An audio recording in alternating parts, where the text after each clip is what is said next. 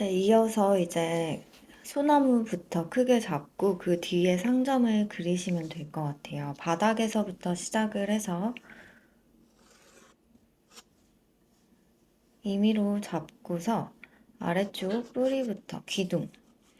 만약에 한 번에 그리시기가 어려우시면 대략 기둥의 크기를 잡고 그 다음 가지들 전체적으로 얼만큼의 위치로 작업을 하실 건지 틀을 연하게 잡고 들어가셔도 될 것 같아요. 생각보다 이 몸의 길이보다 여기가 훨씬 길죠. 그래서 여기를 너무 길게 시작하시면 종이의 여백이 부족할 수도 있으시니까 큰 틀들을 잡고 진행하시면 될 것 같아요. 일단은 나무 기둥, 그다음 선으로 크게 보이는 가지들의 꺾임을 크게 잡고 또 이만큼은 여백이 생기고 중간에 가지가 보이죠. 또 이쪽도 살짝 여기보다는 가깝게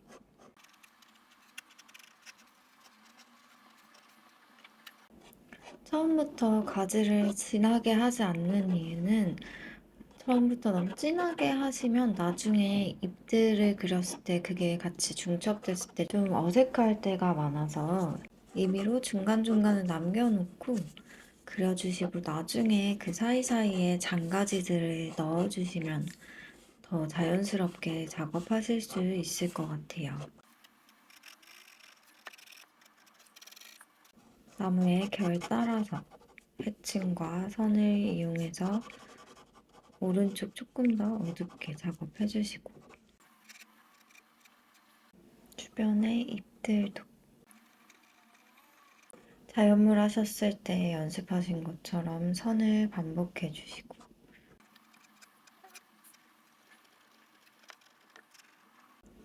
소화전이 쬐끄맣게 있어요. 원기둥을 이어주신다는 느낌으로 그 옆에 양쪽에 타원형 달아주시고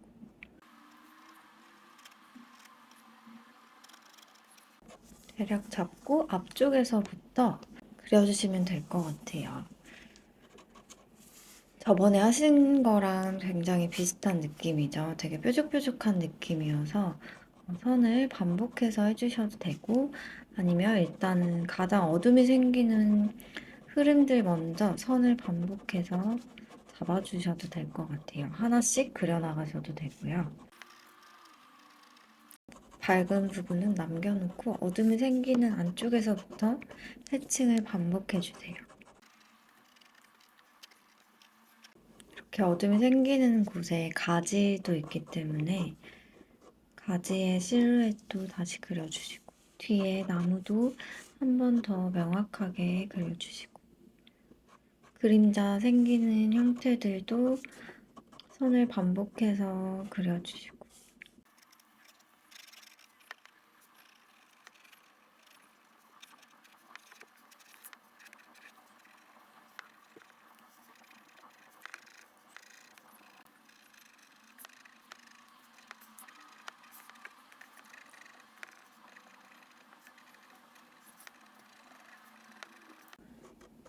외곽 실루엣도 관찰해서 높낮이 조금 더 다르게 해주시고요. 밝은 면은 선의 개수를 줄여주시고 일부러 하이라이트를 남겨주셔도 됩니다.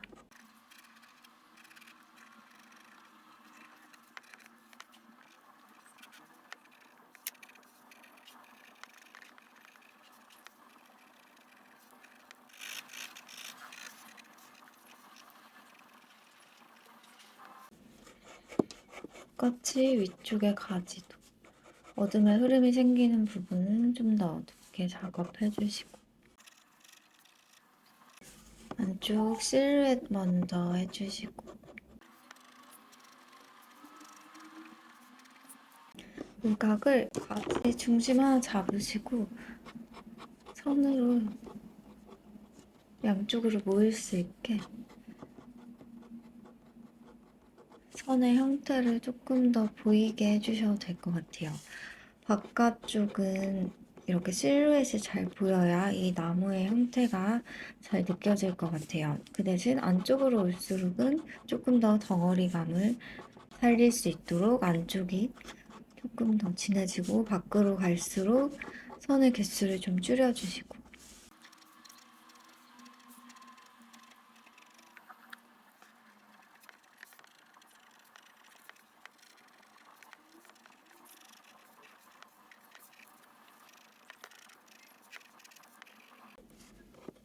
덩어리감이 막 크지 않은 앞쪽으로 튀어나온 부분들은 외곽의 형태 실루엣만 큰 덩어리로 잡아주셔도 됩니다. 그 안에서 살짝살짝만 나눠주시고.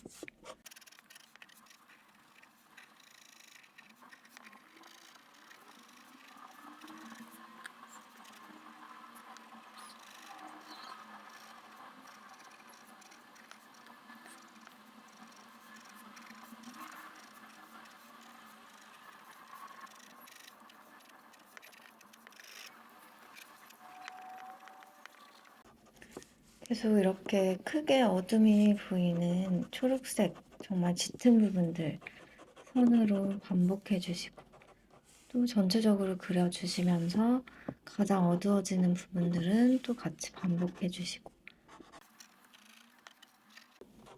가지도 실루엣 어둡게 보이는 부분들도 하시면서 반복해 주시고, 한 번에 진하게 할 수는 없기 때문에 전체적으로 그리면서 다듬어 주시면 될 것 같아요.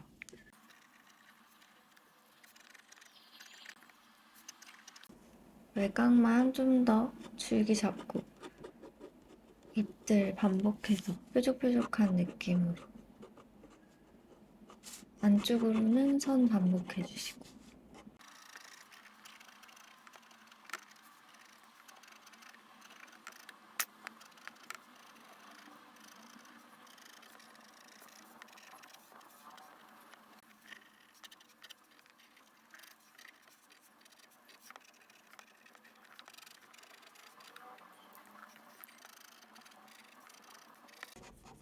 이제 계속 선을 반복해서 덩어리감을 나타내 주시고, 튀어나온 외곽 부분은 실루엣 형태를 그려주신다고 생각해 주세요.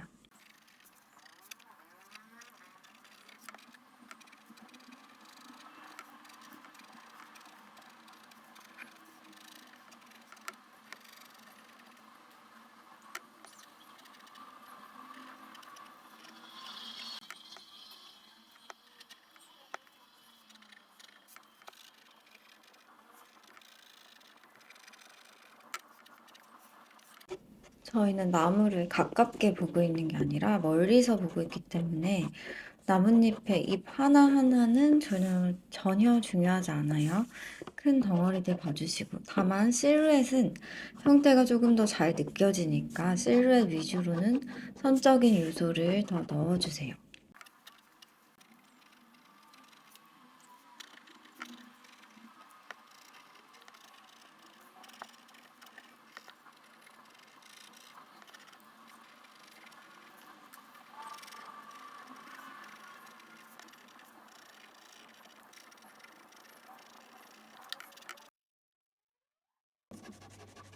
대략 크게 느낌만 작업을 해주시고요.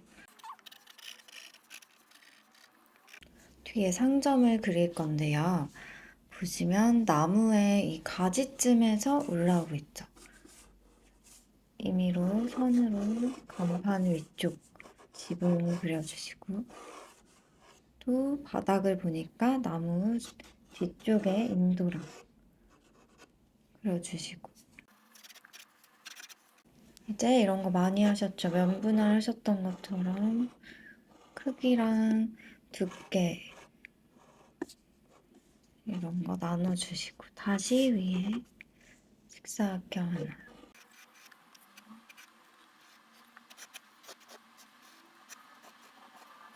창문이나 이런 문틀들도 조금씩 나눠주세요.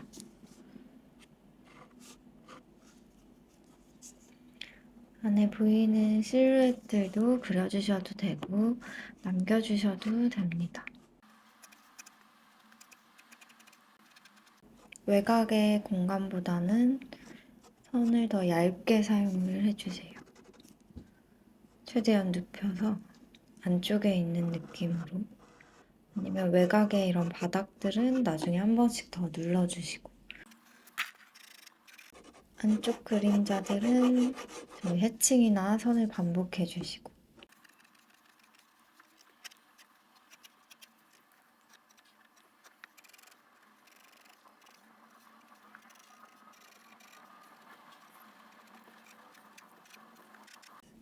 이 정도만 그리셔도 되고요. 조금 더 하실 수 있으면 옆에 작은 선점도, 이쪽을 향해서 가고 있는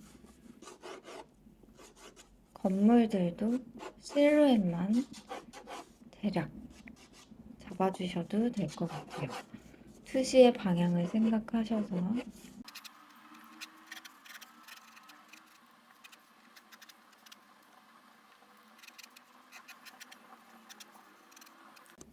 해칭을 이용을 하셔서 그림자의 느낌도 넣어주셔도 돼요. 저희 하셨던 것처럼 해칭의 형태를 이용을 하셔서 외곽의 형태를 그려주신다는 느낌으로.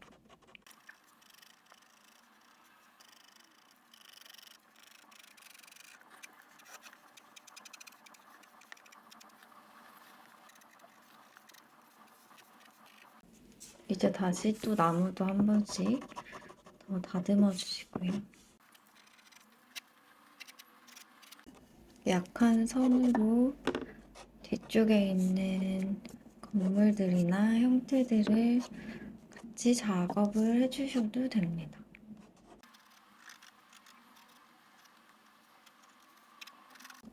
뒤에는 안 하셔도 되고요. 이 정도까지만 한번 편하게 작업을 해보실게요. 앞쪽에 뭐 횡단보도나 이런 것도 진행을 하셔도 되고, 도로 표현도 하셔도 되고, 건물 하나만 크게 소나무 함께 작업을 해주셔도 됩니다. 이렇게 끝내셔도 되고요. 아니면 혹시 집에 있는 색연필이나 수채화 용품으로 좀 더 포인트를 주셔도 될 것 같아요. 예를 들어서 이렇게 수채 파버카스텔이나 스테들러 색연필이 있는데요. 집에 있으시면 조금 더 포인트로 작업을 해보셔도 될 것 같아요. 어떤 명암이나 뭔가 묘사를 많이 하지 않으셔도 되고요. 포인트 색감만 준다는 생각으로 작업을 해볼게요. 아니면 어렸을 때 혹시 쓰셨던 수채화 있으면 그것도 쓰셔도 됩니다. 예를 들어서 포인트가 되는 뒷배경 건물을 칠해볼게요. 색연필의 개수가 많으면 많을수록 더 다양한 색을 쓸 수가 있는데요. 저는 건물에 약간 노란빛과 그리고 나무 부분을 이렇게 밝은 색부터, 어차피 저는 물칠을 해줄 거기 때문에 묘사를 많이 진행하지 않으셔도 돼요. 그리고 이렇게 포인트로 색을 올리셨을 때 충분히 해칭이 돼 있으면 한 가지의 색으로 힘을 빼거나 안쪽을 좀 더 짙게 했을 때 훨씬 더 덩어리가 잘 이루어져 보입니다. 안쪽에 조금 더 짙은 색, 밝은 색. 색연필은 다시 걷어내기가 힘들어서 최대한 밝은 거부터 진행을 해주셔야 돼요. 아니면 여백을 좀 남겨주시거나. 이거는 필수가 아니고 이런 방법도 있다는 거를 보여드리기 위해서 진행하는 거니까 혹시 집에 컬러 재료가 없으신 분들은 굳이 작업하지 않으셔도 돼요.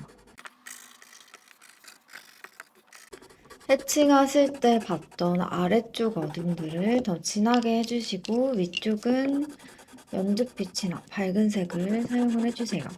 이쪽에서 이제 물을 칠하게 되면 색감도 조금 더 변하고 분위기도 훨씬 달라집니다.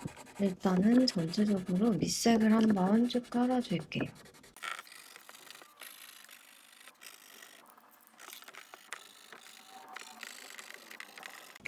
예를 들어서 이렇게 밑색을 좀 깔아주셨으면 너무 작지 않은 살짝 큰 붓으로 저희 어렸을 때 썼던 수채화용 붓에 물을 조금 묻히신 상태로 어두운 것부터 하면 좀 탁해질 수 있으니까 밝은 색연필을 올렸던 부분을 물칠을 해주시는 거예요.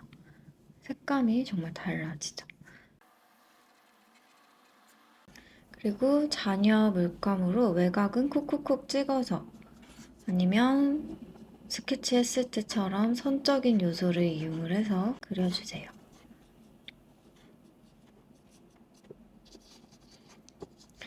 수채화가 좀 어려우셨던 분들은 아마 색연필로 이렇게 진행을 하고 물칠을 하시는 게 더 편하실 거예요.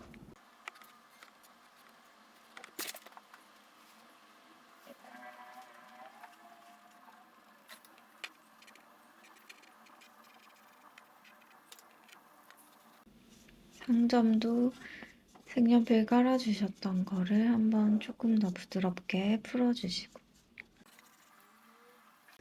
이런 식으로 컬러감을 조금 더 넣어서 해주셔도 될 것 같아요. 한번 편하신 방법대로 작업을 해볼게요. 그러면 오늘도 화이팅 하세요.